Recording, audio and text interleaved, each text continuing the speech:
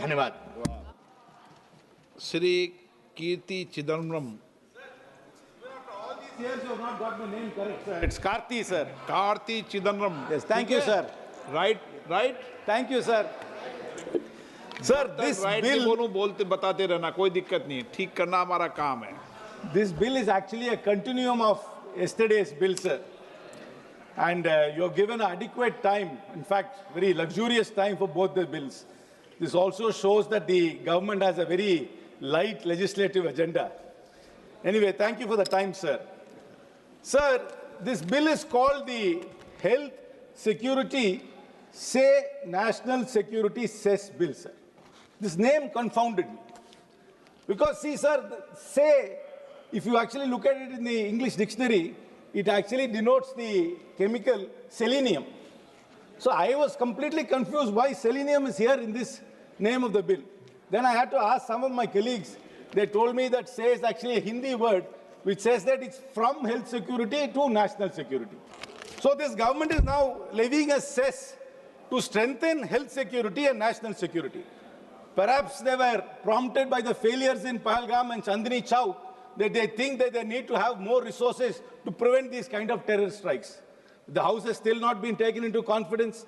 No accountability has been fixed for those two terror strikes. I hope during this session we will get some holistic answers from the government on why Pahalgam happened and where the accountability will lie and why the terror strikes in Chandni Chowk happened.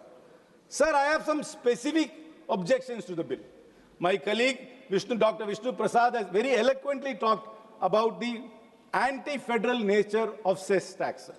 Every time a government raises cess on some pretext, the money is never really spent on the intended purpose. This is not just a critique of this government, sir. Successive governments in India have raised cess and never spent on it.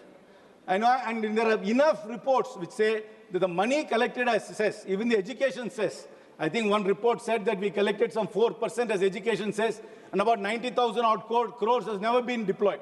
So this, I'm afraid that this fund also will face the same condition, and the money will never be spent for intended purposes.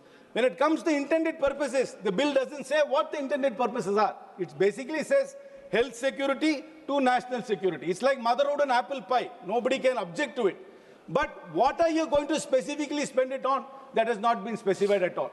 How much revenue you will get in this through this cess? That has not also been specified, sir. This is an overarching bill which gives the power to the government to add any other product to it and also to increase the rate without ever coming back to Parliament. So it is actually going to bypass Parliament in the future. It is going to collect money which is not going to go to the states. In those two counts, I object to this bill, sir. Third, sir, this bill, the tax, the cess is going to be not on production, but on production capacity.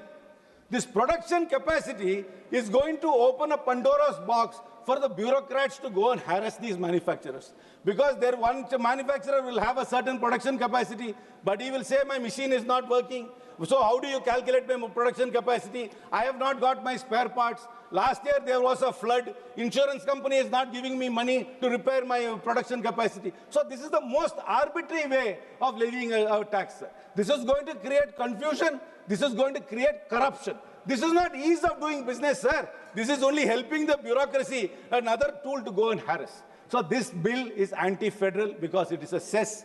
This bill is anti-business because it is production-linked. And this bill is anti-health because it doesn't specify what it's going to do for health. This bill is anti-national security because it does not say what is going to do for national security. So I urge this House to reject this bill, sir. Thank you very much.